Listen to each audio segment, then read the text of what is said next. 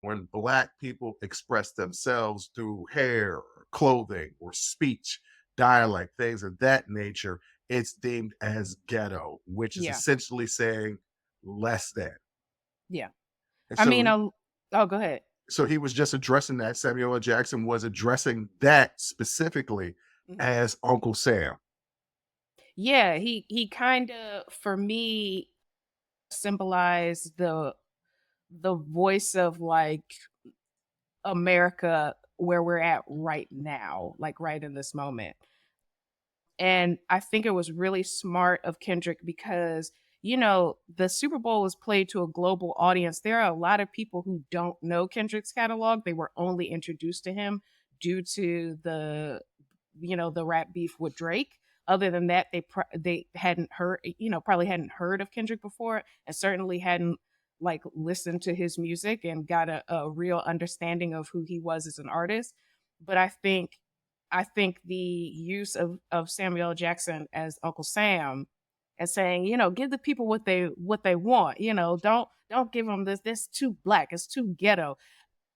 And Kendrick opening this performance by saying, "You, the revolution is about to be televised. You picked the right time, but the wrong guy." And I just thought that set the tone for me of like, oh, this is the Black History Month moment that I've been waiting for. The only one. It's the only The one. only one.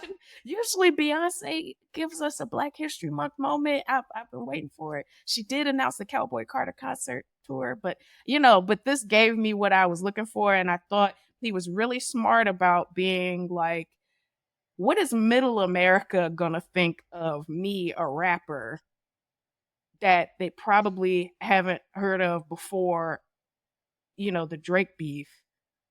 What are they gonna see when they see me? They're gonna see too black, too Compton, too ghetto, let them know that I know that they see me like that. Mhm, And now I'm about to tell you a story about it. mhm. And I thought it was very smart. Yeah, no, it was definitely very smart. And like Kendrick always has a meaning in everything he's doing, always has a meaning. And you say people were introduced to him to the rap beat. I guarantee you the majority of the people that are watching the Super Bowl don't even know about the rap beat.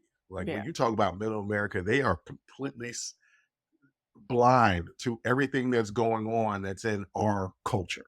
They Right. don't care to know. They don't want to know. Right. Or it's not being presented to them. Correct. There's also that as well. It's not being Yeah. presented. So you don't know where to go to find out about something if you don't know where to start.